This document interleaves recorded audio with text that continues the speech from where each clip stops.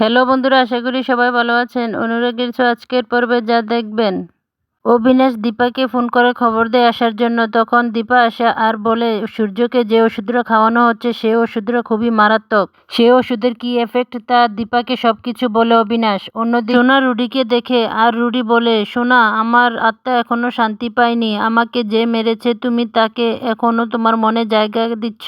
তুমি এখান থেকে চলে যাও, আমার আত্মা যেখানে আছে তুমি সেখানে চলে যাও তোমার বাবাকে নিয়ে। সোনা বলে, এখানে তো রুডি নেই। এগুলো কি আমার মনের ভুল, নাকি রুডির আত্মা এখানে এসেছিল? না, আমার রুডির আত্মাকে শান্তি দিতে হবে। আমি এখান থেকে বাবাকে নিয়ে কলকাতায় চলে যাব। অন্যদিকে দীপার সাথে অবিনাশের কথা হতে থাকে, বলে যে এই ওষুধটা কিভাবে আপনার বোন দিতে পারে। তখন দীপা বলে, এর পেছনে নিশ্চয়ই আরেকজন আছে, সেটা হচ্ছে কুন্তলা। তখন অবিনাশ বলে, কুন্তলা?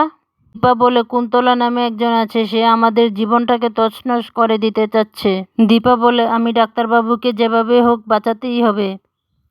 অন্যদিকে দীপকে সবাই বলছে যে সূর্য কোথায়। তখন দীপ বলে, যা যা কোথায় গিয়েছে আমি তো জানি না, আমি সব জায়গায় দেখেছি কিন্তু কোথাও পাইনি। তখন উর্মিকে জয় বলে, তুমি তো ওষুধটা খাওয়ানোর বেলায় সবসময় খেয়াল থাকে যে দাদা ওষুধ রাখাও ওষুধ রাখাও, কিন্তু কোথায় যায় সেই খেয়ালটা তুমি রাখো না কেন?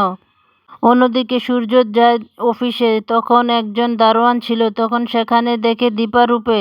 সূর্যর মনে রোমান্টিক গান আসে আর দেখে সেটা দীপা। তারপরই ঘোর ভেঙে যায় আর দেখে সেটা অন্য একজন। অফিসের ঢুকে দেখে কর্মচারীকে দীপা রূপে। তখন সূর্য হাসতে থাকে, বলে, আমি যেখানে যে শুধু আপনাকেই দেখতে পাচ্ছি। তখন কর্মচারী বলে, স্যার আপনার কি হয়েছে? সূর্য বলে, না কিছু না। তখন কর্মচারী বলে যে আপনি আজ অনেক খুশিতে আছেন। সূর্য বলে, যাও কপি নিয়ে আসো। তখনই দীপা আসে আর সূর্য বলে, আপনি এসেছেন? আপনি কি সত্যি এসেছেন? তখন সূর্য নিজের গায়ে চিমটি মারে, বলে যে সত্যি দেখা যাচ্ছে আপনি এসেছেন। আমি যেদিকে তাকাই শুধু আপনাকেই দেখতে পাচ্ছি, জানি না আমার কি হয়েছে। তখন দীপা বলে, ডাক্তারবাবু অনেক আনন্দে আছেন। ওষুধগুলো ডাক্তারবাবু খেলে আবার আগের মতো হয়ে যায়। তখনই উর্মি ফোন করে সূর্যকে, বলে, দাদাই আপনি কোথায় আছেন? সূর্য বলে, কেন দেখতে পাচ্ছ না আমি কোথায় আছি? অফিসে। তখনই উর্মি বলে, আমি আসছি আপনার ওষুধ নিয়ে। তখন দীপা আড়াল হয়ে থাকে। তখনই উর্মি গিয়ে বলে, নেন দাদা আপনার ওষুধগুলো।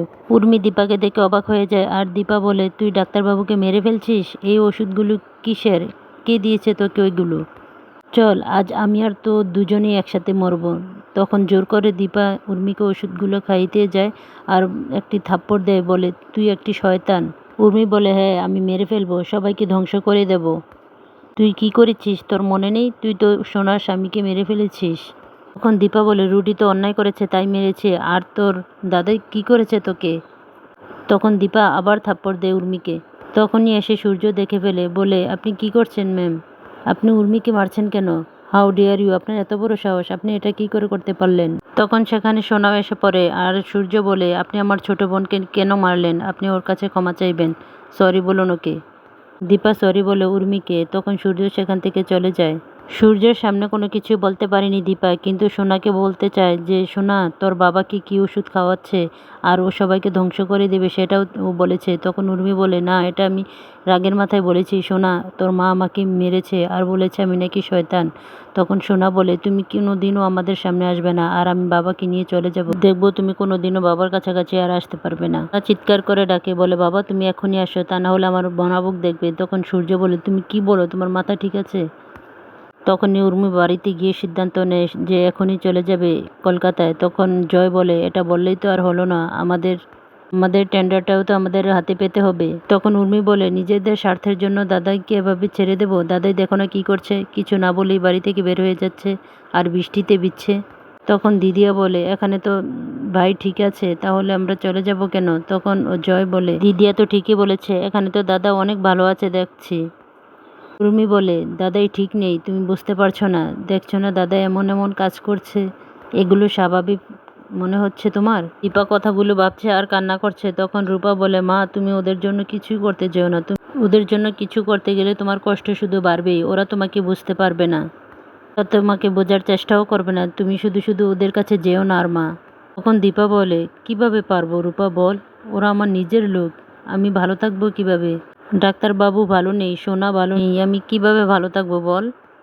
দীপা বলে, আমি সব কিছু ঠিক করে দেবো, তার আগে আমি তোকে দেখব। তখন রূপা বলে, আমাকে? তখন দীপা বলে যে কৃষ্ণ কোথায়?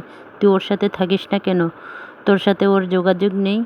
তখন সোনা বলে, আমার বোন ভালো নেই, তাহলে আমি কিভাবে সংসার করব? তুমি বলো মা। তখন দীপা বলে, সবাই ভালো না থাকলে নিজেরাও ভালো থাকা যায় না। বন্ধুরা, কেমন লাগলো তা লাইক, শেয়ার, কমেন্ট করে জানাবেন আর আমার চ্যানেলটি সাবস্ক্রাইব করে পাশে থাকবেন।